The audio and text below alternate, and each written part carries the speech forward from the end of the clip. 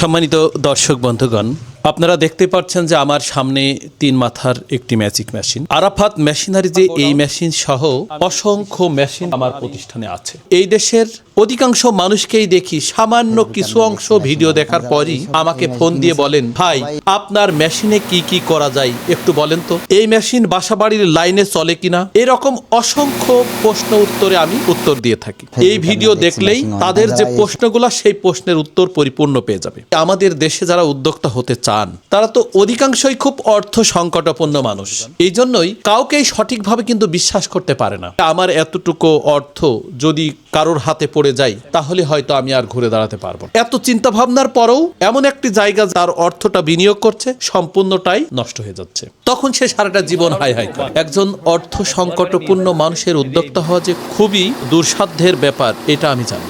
এই মেশিনটির মাধ্যমে ধান ভানা যায় এটা দিয়ে, অর্থাৎ এটা রাইস মিল, এটা দিয়ে শুকনা সকল কিছু করা যায়। হলুদ, মরিচ, ধনিয়া, গম, ভুট্টো, শুকনা সব এটার মাধ্যমে করা সম্ভব। আর এইটার মাধ্যমে ভিজা চাউল, চিটা ভাঙানো, খোল ভাঙানো এটার মাধ্যমে সম্ভব। এর মধ্যে যেমন জালি লাগাবেন ঠিক তেমন পাউডার বা সুজি খুঁজে পাবেন।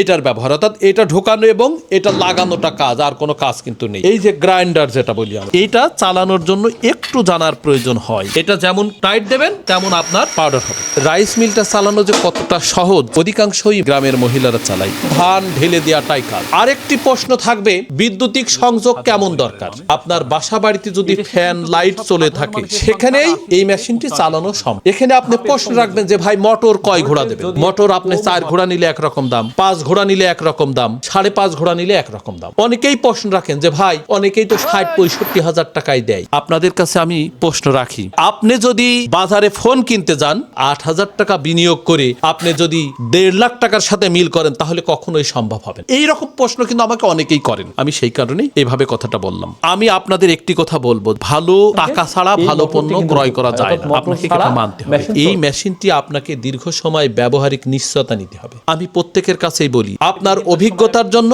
আপনাকে বিভিন্ন প্রতিষ্ঠানের ভিডিও দেখতে হবে, দেখে অভিজ্ঞতা আপনাকে নিজে অর্জন করতে হবে। প্রশ্ন করবার আগে অবশ্যই আপনাকে বুঝতে হবে যে এই মেশিনে কি কি করণীয় বা কি কি কাজ করা যায়। অনেক ভিডিওতে বহুবার বলেছি, ফোন করবার আগে আপনার উচিত হবে বিভিন্ন ভিডিও দেখে অভিজ্ঞতা অর্জন করেন, তারপরে আপনি ফোন দিয়ে প্রতিষ্ঠানের কাছে জানেন। আপনি যদি আমার কথাতে উদ্যোক্তা হন তাহলে যে আপনার ব্যর্থতা নিশ্চিত, এটা কিন্তু আমি নিশ্চিন্তে বলতে পারি। একজন উদ্যোক্তা হওয়া সহজ কথা নয়, সাহসিকতা দেখানো এত সহজ নয়। বাংলাদেশের বিভিন্ন প্রান্তের মানুষ প্রশ্ন রাখেন আপনার প্রতিষ্ঠান কোথায়। আমি যখন বলি কুষ্টিয়ায় তখন ওরে বাবা একটা হা হুতাশ ভাব। কিন্তু আপনার বুঝতে হবে যে কোনো প্রতিষ্ঠানই আপনার বাড়ির কাছে কেউ তৈরি করেন। বাংলাদেশের আয়তন 56,000 বর্গ মাইলের, এক প্রান্ত থেকে আর এক প্রান্তে আসা কিন্তু খুব কঠিন ব্যাপার না। আপনার প্রয়োজনে বিদেশেও যদি যেতে হয় তবু আপনার প্রয়োজনের ক্ষেত্রে সেটা প্রয়োজন। আপনার উদ্যোক্তা হওয়ার প্রয়োজনেও আপনাকে কোনো না কোনো প্রতিষ্ঠানে যেতে হবে, অভিজ্ঞতা অর্জন করতে হবে, তারপরে